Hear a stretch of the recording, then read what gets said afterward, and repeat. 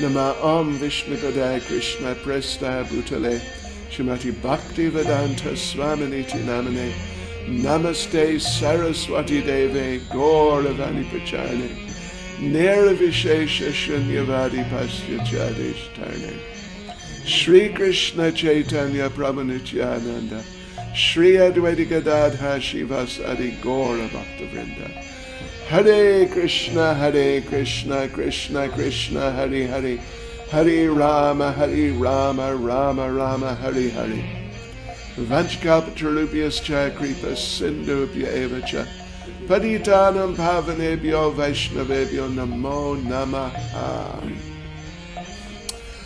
Hare Krishna.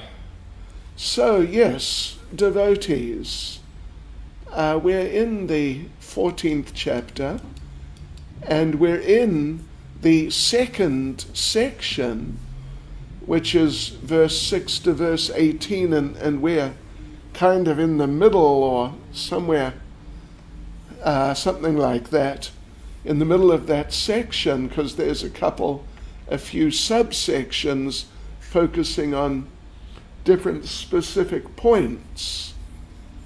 Yes, so the section, verse 6 to verse 18, is the description of the three modes and the results of their association. Right. And yes, we got up to, what did we say? I think we finished 9, is that right? Yeah, so tonight, right now, we begin with 10, and this is a little subsection on its own, verse 10, and we call it the modes compete. The modes compete. There's a type of competition. They're kind of fighting with each other. Who will get control and who will not get control, like that. Okay, so let's read verse 10. Sometimes the mode of goodness becomes prominent, defeating the modes of passion and ignorance, O son of Bharata. Sometimes the mode of passion defeats goodness and ignorance, and at other times ignorance defeats goodness and passion. In this way, there's always a competition for supremacy. Yes. You know, sometimes we talk about how some people, at least, they're sort of, this person's in the mode of goodness, or this fellow's a really passionate fellow, or he's a real tamagoon person. Because it's a fact that a particular one of the three modes may often, it tends to be like that people have a particular mode which is their main mode, more in goodness, more in passion, more in ignorance. But you don't find anyone who's simply in goodness unless they're advanced devotees. You don't find anyone who's simply in passion or simply in ignorance. And indeed, even if one of the modes does predominate in the character of a particular person, but still definitely from time to time the other modes will also take control for some time. And therefore sometimes these people will do something which would be considered by their friends or by people who know them, it would be considered sort of out of character. Yeah.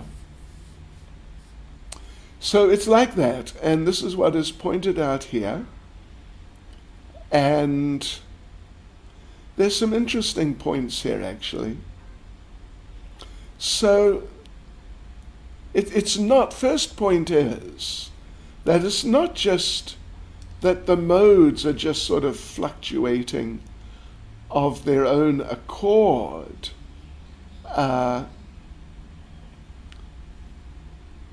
It's not that, but the modes are fluctuating in terms of one's karma.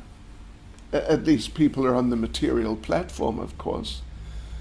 Their position, whatever mode is predominating, or even you could say whatever modes, plural, are predominating, that depends on a person's karma. Srila Baladev Vijayabhushan makes an interesting little statement. The nature of the gunas is that they appear and disappear according to the appearance or exhaustion of old karmas. Old karmas, there's so many karmas stored in our hearts, so many. But from time to time, one comes to the surface and we receive that particular reaction, but then it becomes exhausted, it's finished. The reaction is finished, and another one comes up. So this is how the predominance of one mode over the other, and then after a little while, another mode taking over from that first one. That's how it's really going on. It's not exactly that the modes are literally competing with each other as if they're people, who are trying to outdo other people. Yes. So, but still, it's a fact. These different modes definitely become prominent. And Srila Prabhupada talks about this, and Prabhupada makes the point, of course, how could it be any different? Srila Prabhupada makes the point. It's now in the fourth sentence. Therefore, one who is actually intent on advancing in Krishna consciousness has to transcend these three modes. Well, yes, that's definitely a fact. So we have to transcend. Srila Prabhupada makes the point, and it's an interesting practical point, how to understand a person's position in the modes, or how to understand your own. Other people's modes, that's their problem usually, but our own modes, they are definitely our problem, and at least our main problem.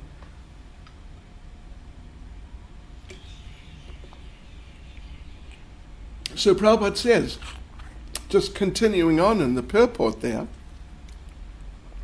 Prabhupada says, the prominence of some certain mode of nature is manifested in one's dealings, in one's activities, in eating, etc. All these different aspects of our lives, and they're sort of, excuse me for a sec, kind of prominent things, aren't they? Our interactions, in one's dealings, one's interactions with other people. Yes. The activities you perform. So all these things. One displays one's modes, and it's just, it's just unavoidable. It's just unavoidable to display your modes. And therefore, it's important to be a little introspective, to understand one's position in the modes. So then Prabhupada goes on to say that this is going to be explained later, like in the 17th chapter, 18th chapter. In these chapters, there's going to be some specific explanations. There's going to be some more here too. But Prabhupada makes the point here, and this is a very important point which I'm going to address here. It's right in the middle of the purport. But if one wants, he can develop by practice the mode of goodness, and thus defeat the modes of ignorance and passion. One can similarly develop the mode of passion and defeat goodness and ignorance, or one can develop the mode of ignorance and defeat goodness and passion. So, as Prabhupada says, if one wants, one can develop by practice. So now that's an interesting point. What sort of practice is Prabhupada talking about? Well, I can mention some things here. This is something very interesting in the 11th canto of Srimad Bhagavatam, 11th canto, chapter 13, verse 4. Lord Krishna is speaking to Uddhava, it's the Uddhava Gita, that one can change one's position in the modes, preferably towards goodness, but one way or the other, one can change, one will change one's position in the modes according to the qualities of certain things that one does, things that one is involved in one's life. And Lord Krishna lists out these 10. Listen to this. According to the quality of, he actually says what scriptures you read, but we could in a broader sense say what literatures you read. Then, number 2, what you drink. Number 3, your association with children or with people in general. Number 4, the place you live in. For example, I'll give you a little example in that regard. It's interesting. There's a saying which Prabhupada mentioned, that if in one place there is a Brahmin and there is dirt, either the dirt will go or the Brahmin will go. But if they coexist, if one of them doesn't go, if the Brahmin and the dirt now are staying together, then it means the Brahmin has ceased to be a Brahmin. So anyway, the nature of the place you live. What sort of place? Is it, airy, pleasant, with enough space? Are you cramped on top of yourself? Of course, is it clean? And what sort of decorations do you have? What sorts of furniture, facilities do you have? So you can change these things. This is the point. It's one thing to have these things in a certain way now, but you can change your position by changing these things. For example, reading Prabhupada's books more,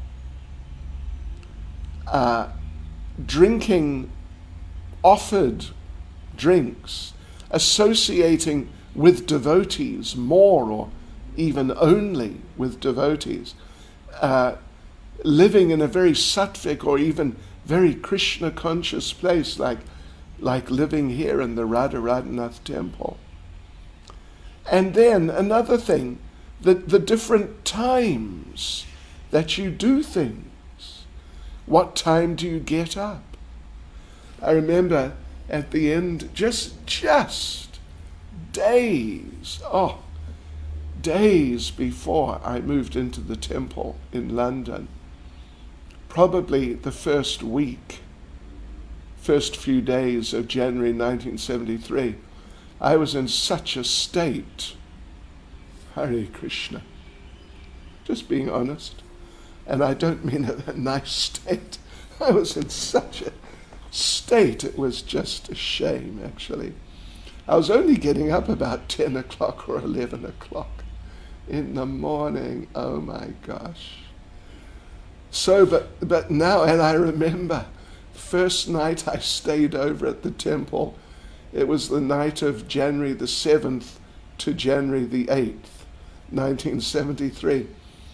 And the devotees woke me up at 4 o'clock and I didn't know what was going on. Anyway, I'm still here. By Srila Prabhupada's mercy only. So yeah, you can do different things at different times. Yeah. And then just the work you do. It is not that all types of work are equal. Different types of work have different natures, and what to speak of devotional service if we look at it in those terms. Yeah. So, if you're a householder, and therefore you must maintain your household situation, your family, that's completely understood. But, so then you need to work or do some business or do something to maintain everyone. So you should try to find some form, some sort of occupation which will not conflict with Krishna consciousness too much, obviously. We have a funny little saying. I don't know if you've heard the saying. Funny little saying. You should try to arrange your working situation in life in such ways that you work as little as possible and you make as much money as possible. This is Krishna conscious work life. But it's true, actually. And there are devotees who do like that. There are devotees, don't mind me saying this, anyone, particularly ladies, but I know in a couple of places where there are devotees, men, and the man is the temple president or regional secretary, actually, for a whole area. And it's a major responsibility. And the wife works to maintain him, to maintain the whole family. Yeah, if she has some sort of, real profession. And where the families are really Krishna conscious, and the husband is doing the service nicely and really reciprocating with the wife, and the wife is very sincere and appreciates the needs for the husband to do the service, like full time, it works very nicely. Anyway, that depends on the individuals. Okay, then another thing which makes a difference is your birth. Now, of course, you can't do a lot to change that, but it's just here. Krishna mentions it. Then, what you think of, what your interests are in life. Then, what mantras you chant, and what sort of religious, like ceremonial performances do you do? Do you worship deities, for example? And if you do, what deities? Do you do deity worship in the temple or just at home? These things make a difference. Yeah, so those are 10 things. And Lord Krishna says, according to the qualities of these things, the modes of nature become differently prominent. And you can alter your position in the modes by altering all or some of these. And if you alter them, if you make them all Krishna conscious, well, then your life becomes transcendental. So traditionally, particularly for householders, the performance of the main samskars would be done, and they help. I mean, some help more than others, but they all make a difference, particularly to those who are in a household situation, particularly for them. But in some cases for everyone. These are the main samskars. First of all, Garbhadan, the samskar for impregnation, for conception of a child. Then, after three months, Pumsvan, prayer for the child to be born. It's done in the 3rd month. Seman Swaya in the 6th month. Jata Karma, the samskar at birth. Nama Karana, name giving. This of course happens just pretty much immediately after birth. Chudakaran, the ceremony of the first shaving of the head. Anaprashna, usually after 6 months plus or minus. The first grains. Vidyaran, beginning of education. So there are samskars done, like specific ceremonies which are done at all of these times, according to Vedic tradition, and particularly for householders. And the idea is, the idea of samskar is that the person for whom the samskar is being done, like a child in all of these cases here, the great majority at least,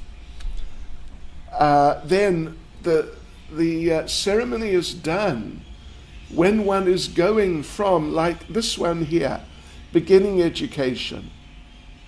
Just before the education begins, that ceremony would be done so that immediately, more or less, one steps into school. Yeah. And from just being at home and then being in school, like the next day, it's happened to all of us. This, it's a big change in life. One period of life is meeting another period of life and handing you over to that other stage of life.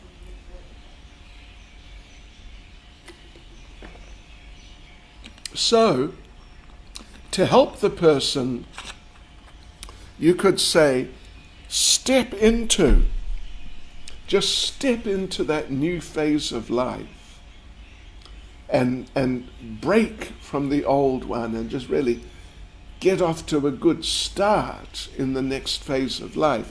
They do these samskars. So next one is Yagya Pravit. It's basically Diksha. It's initiation. All of us, we get initiated. I mean, every devotee at least should get, or even must get, initiation. I mean, at least if they really want to practice seriously and they're able to chant 16 rounds and follow the principles, then basically everyone should or even must get initiation. So this applies to all of us, not just the householders. It applies to the sannyasis, brahmacharis, and just, it's universal. Then samavarta is the samskar when the person finishes their education. And now, so they're going from the school environment, educational environment, into the occupational way of life. You could say into working, or if they're like, someone like me living in an ashram full-time, then into full-time service. Then next is vivaha yagya, the marriage ceremony. Then, of course, in marriage, there'll be a garbhadan samskar, husband and wife conceiving a child, but that is not considered their samskar. It's the samskar of the child. Yeah.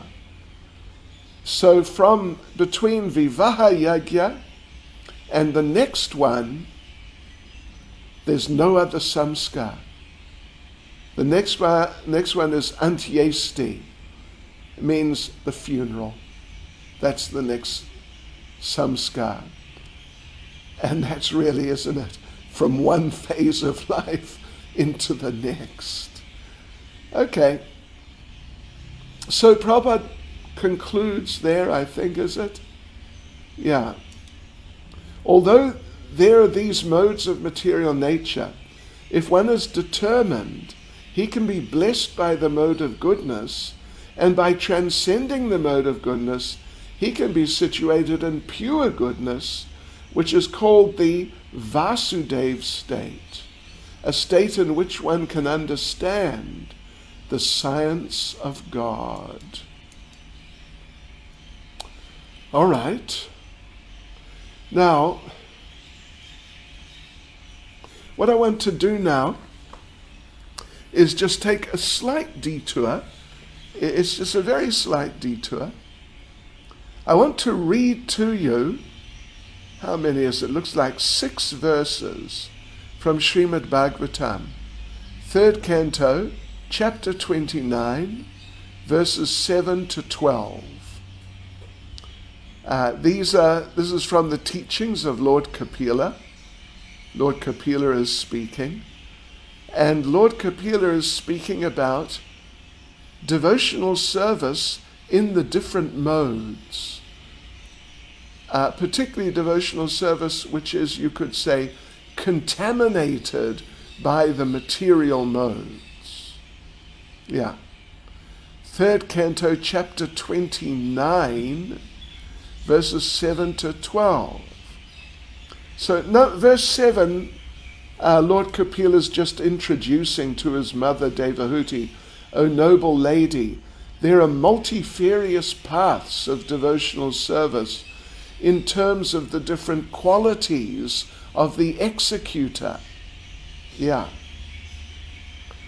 And he begins with devotional service performed by a person who is in the mode of ignorance, tamagun.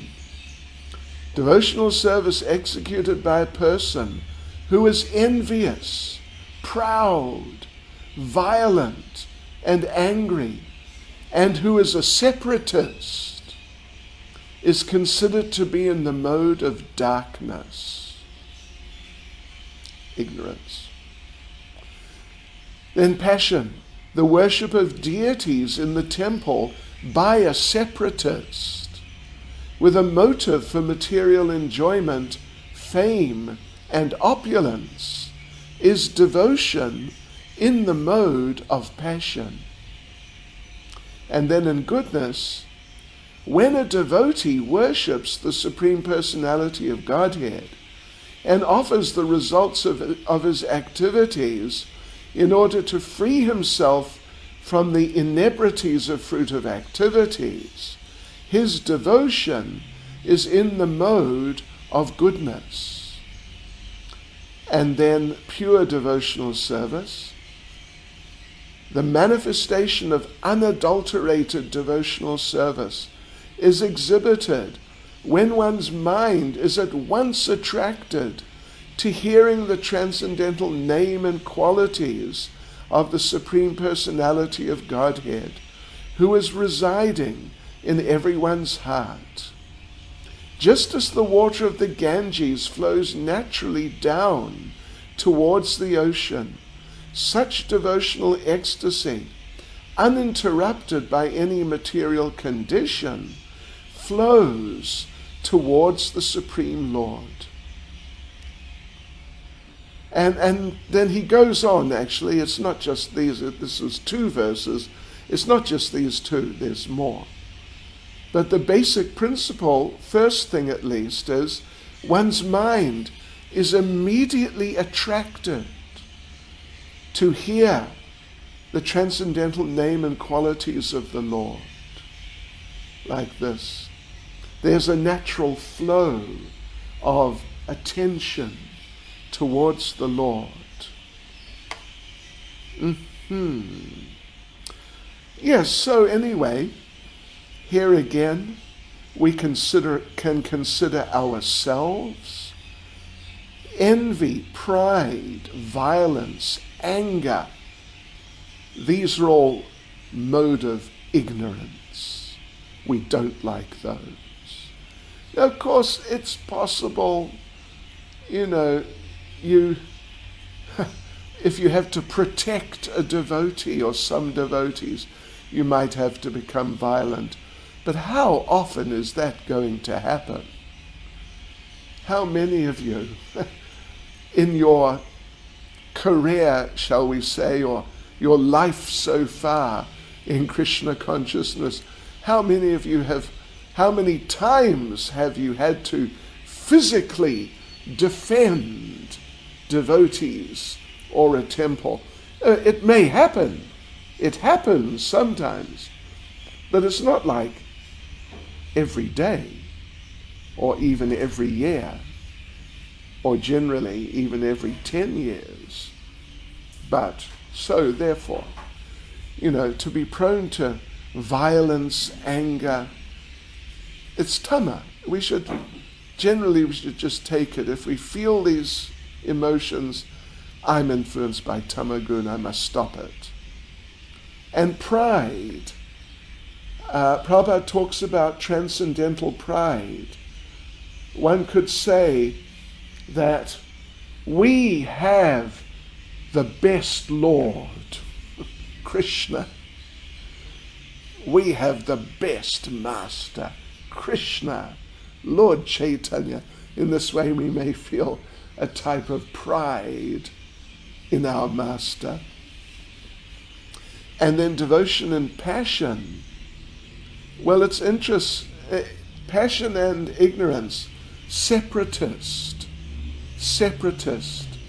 The person is not really accepting Krishna's interest or the spiritual master's interest. They're very concerned about what is my interest, what is the result going to be for me, rather than will this be good for Krishna, for Prabhupada, for the movement, for the devotees. And mode of passion, there's some motive for material enjoyment, fame, opulence. These are typical attractions for someone in passion, and can be for devotees in passion also. And then in goodness, it's much more subtle. And actually it's very interesting, because you might think that this is just pure Krishna consciousness. I'll just read the verse again, that the devotee worships the Lord and offers the results of his activities in order to free himself from the the inebrities, the influences of fruitive activities, his previous bad habits and whatever like that. So this is not pure devotional service. This is devotional service in the mode of goodness. How I can become purified, how I can become free, like that. And offering the results. In other words, there's a difference between the activity itself and the results that come from the activity. Pure devotional service means the service which produces the results is just as important as the results, maybe even more important than the results. Krishna says that earlier, I think it was the 3rd chapter, that you're entitled to perform your duty, but you're not entitled to the fruits.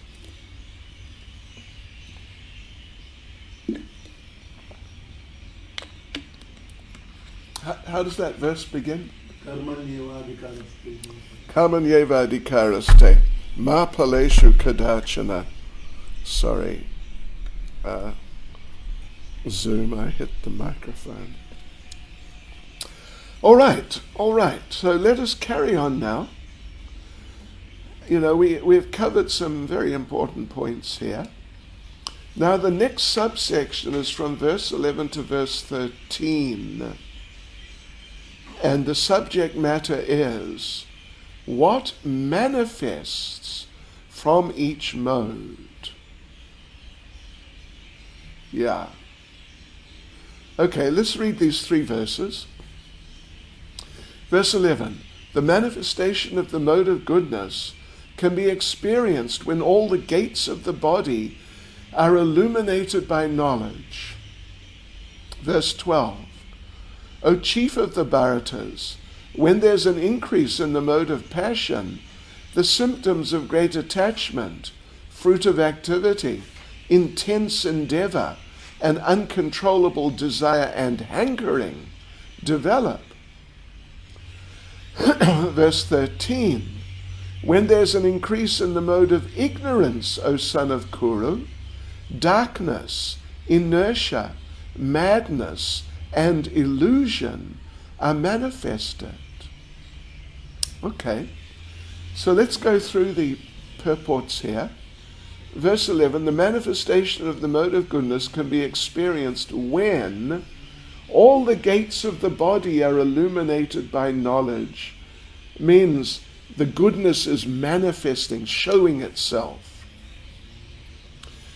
Yeah, and let's just have a quick look here for a sec. I think we may just read the purport. Yeah. Let's just read the purport. There are 9 gates in the body, 2 eyes, 2 ears, 2 nostrils, the mouth, the genitals, and the anus. When every gate is illuminated by the symptoms of goodness, it should be understood that one has developed the mode of goodness. In the mode of goodness, one can see things in the right position. One can hear things in the right position. And one can taste things in the right position. One becomes cleansed inside and outside. In every gate, there is development of the symptoms of happiness, and that is the position of goodness. So, in other words, well, Prabhupada stated it there, that all one's, particularly, all one's perceptions are very clear, illuminated by knowledge. All one's perceptions through one's senses, through the sense organs. So, in other words, all these sensory functions reveal their subjects as they really are. Otherwise, just as an example, sometimes we get some idea in our mind that someone has a sort of an attitude towards us or doesn't like us. And, we become disturbed that this person is feeling like this or thinking like this about me. I mean, it's paranoia, really. I mean, of course, sometimes you can tell, but if you're in the mode of ignorance, particularly, then you may get into paranoid states that, they're talking about me. Oh, he looked at me, means he's thinking about me. This person has this attitude towards me, but actually they don't. They don't. It's just your tamasic imagination. So mode of goodness means all the sensory functions reveal the sense objects or the sensory activities that they're involved in as they are. Everything's clear. Verse 12, O chief of the Bharatas, when there's an increase in the mode of passion, the symptoms of great attachment, fruit of activity, intense endeavor, and uncontrollable desire and hankering develop. So, yes, Prabhupada makes the point in the purport. In the purport, Srila Prabhupada explains how a person who's in the mode of passion is never satisfied with whatever he or she has. They always hanker to increase their position. If they have a house, they want to have a bigger house. As if, Prabhupada says, as if he's going to reside in the house eternally. And if they have a house, then they want a second house.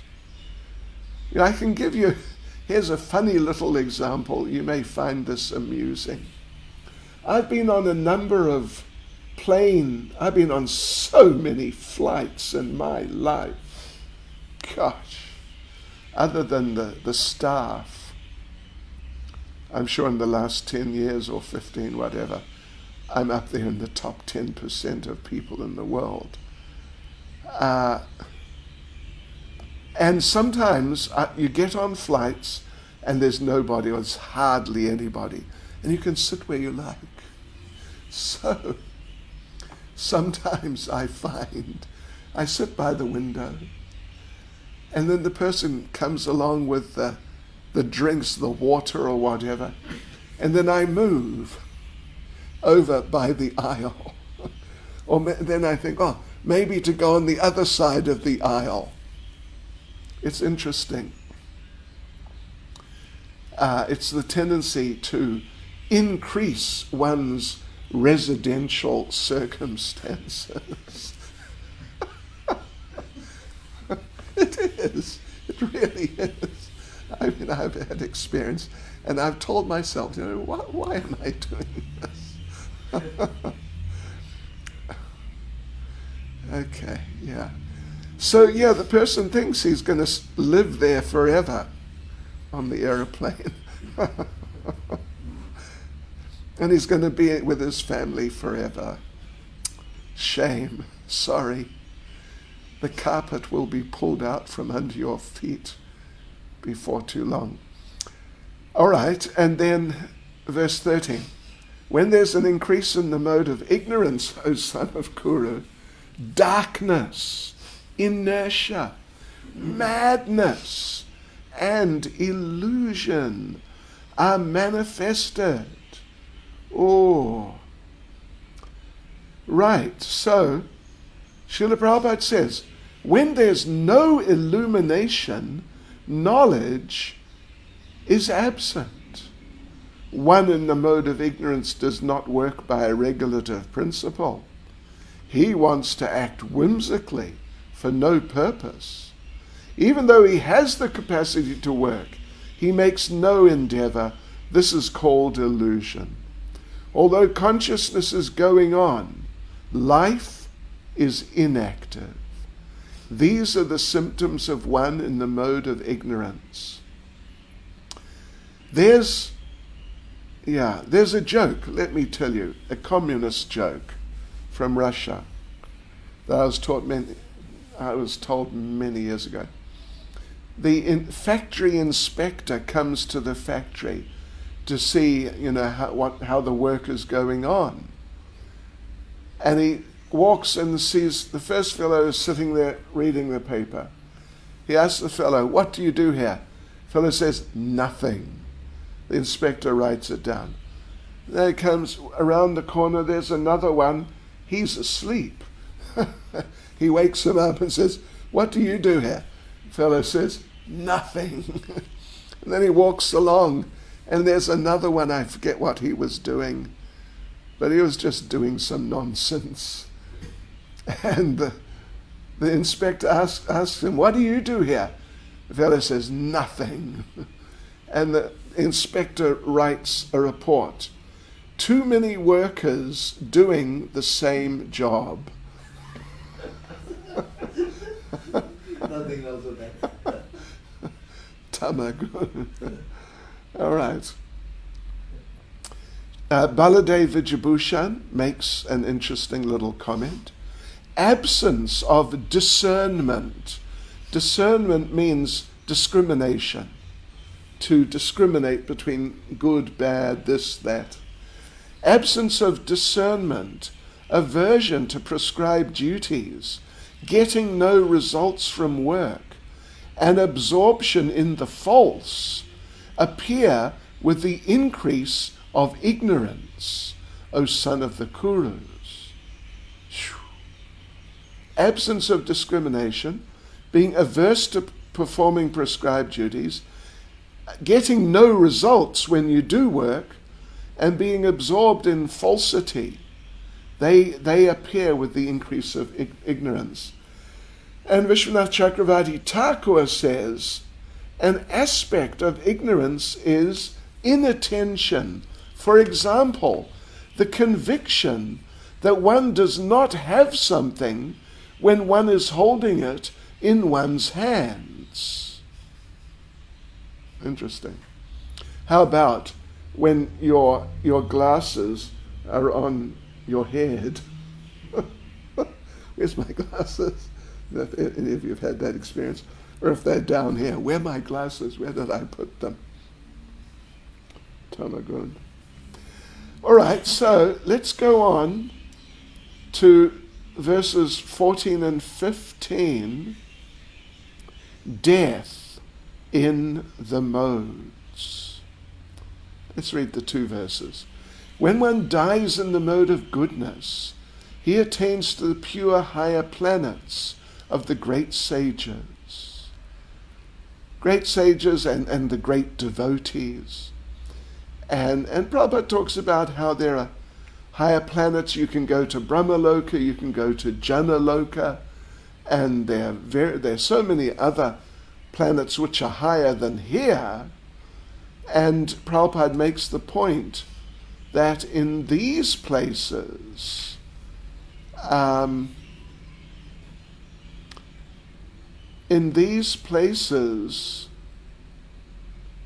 what is it? No, maybe Prabhupada doesn't say it.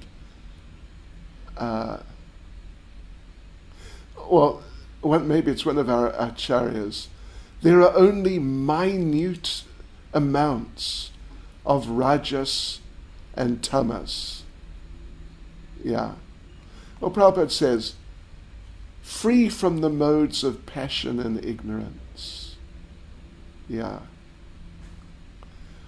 So those who die in the mode of ignorance, they go to the planets of the great sages and also of great devotees.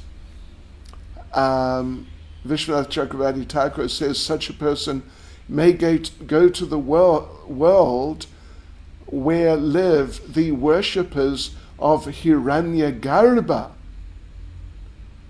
who is the plenary expansion of the Supreme of Garbhodakshaya Vishnu, or the sum total of all living entities, or the subtle body of the universal form, and there is great happiness. Interesting. Verse 15.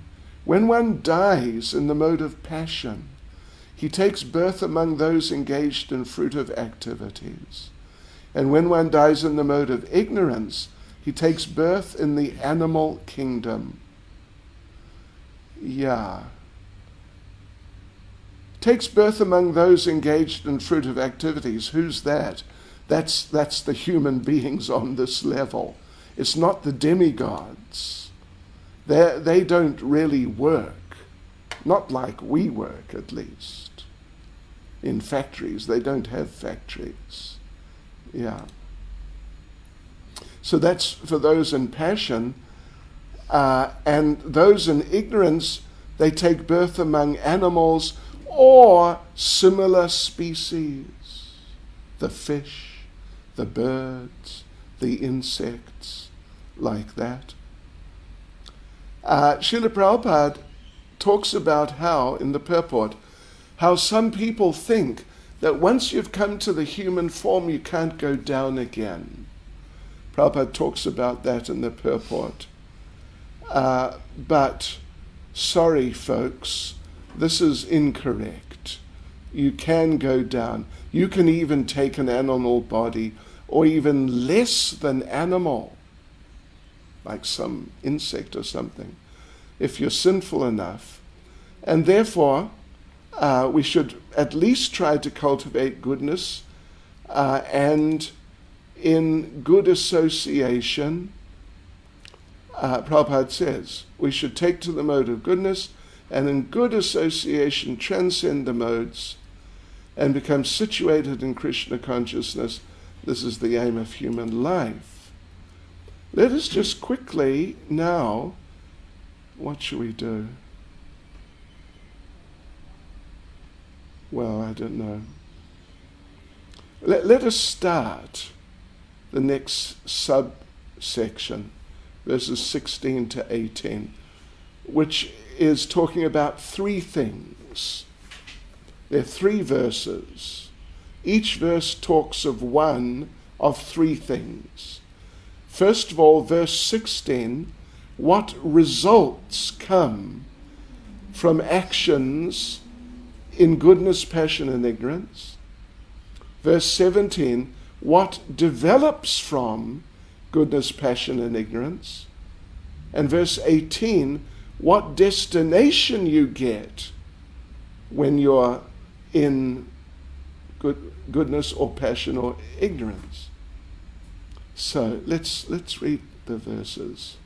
Well, you know what we'll do? I'll just read verse 16 and talk about that, and we'll continue on from there, from 17 tomorrow.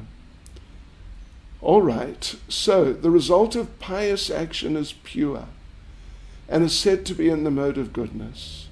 But action done in the mode of passion results in misery, and action performed in the mode of ignorance results in foolishness.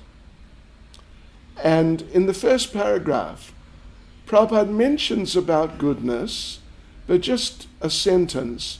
Mainly he focuses on passion. How people, they work very hard, but they just become miserable. Prabhupada gives the example, someone wants to make a skyscraper, and it's so hard, so much hard endeavor goes into it. Money has to be accumulated. Workers have to work. And Prabhupada says, there is definitely great misery. And I could mention, I used to go every year, at least once, generally once, sometimes a couple of times, to St. Petersburg in Russia, which is a purpose-built city.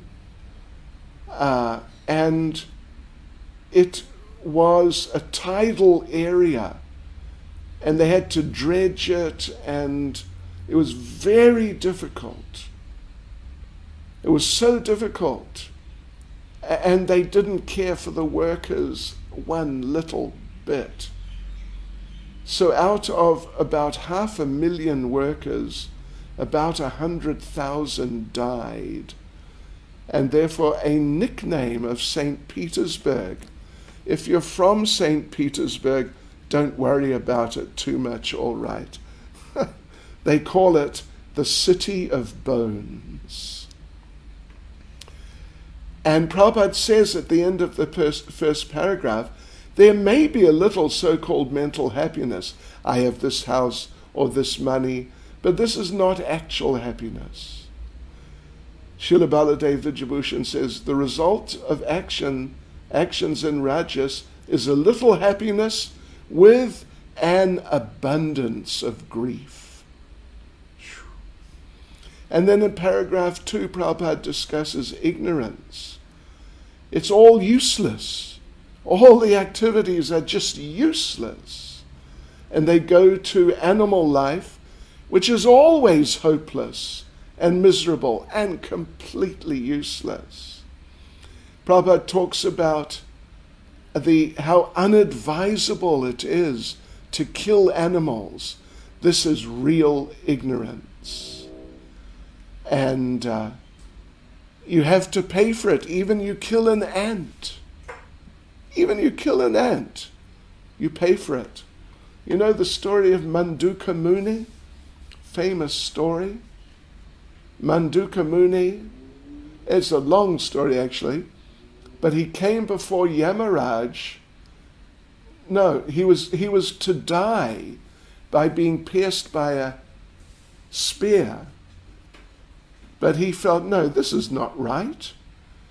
And then he was recognized. He's a great saint. And he shouldn't. He had somehow been in the company of some criminals who were caught and sentenced to death. So he was sentenced to death also. So then they released him when they realized he's not one of the criminals. So he went to Yamaraj and said, you know, I never did anything for which I should have had been killed like that. And Yamaraj said, well, actually, when you're a child, with a piece of straw, you pierced an ant and killed it. This is why you're going to be killed by a spear. And Manduka Muni said, that's not correct. I should not have to be killed for that. And he cursed Yamaraj. You take birth as a Sudra. And Yamaraj was born as Vidura. Yes. Yeah. He's a great devotee, because Yamaraj is a great devotee, but still he had to take that curse. Born in a sort of, difficult situation. Then there's one, the famous verse, Namo Brahmanya Devaya, is there. And Prabhupada talks about that, that for human society to develop nicely, the cows and Brahmins should be protected, respected, like that. And he concludes that because this is not being done, because the cows and Brahmins are not being respected, then therefore current society is not really human society. And he concludes the purport that it is a very dangerous age, and all nations should take care to provide the easiest process, Krishna consciousness, to save humanity. From the greatest danger. Now look, we have a special question here for those of you doing Bhakti Shastri. Just give me 1 minute. It's in reference to this verse 16, and a purport. The purport of Srimad Bhagavatam 11.10.18 is quoted. 11.10.18. It may be argued that an intelligent person can expertly perform pious activities within the material world, and thus never experience suffering, since unhappiness is caused by sinful or impious activities.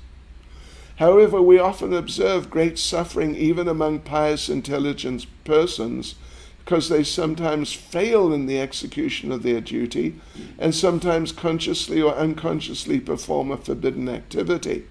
With this argument, the Lord refutes the theory that simply on the strength of material piety one may remain perpetually happy without Krishna consciousness.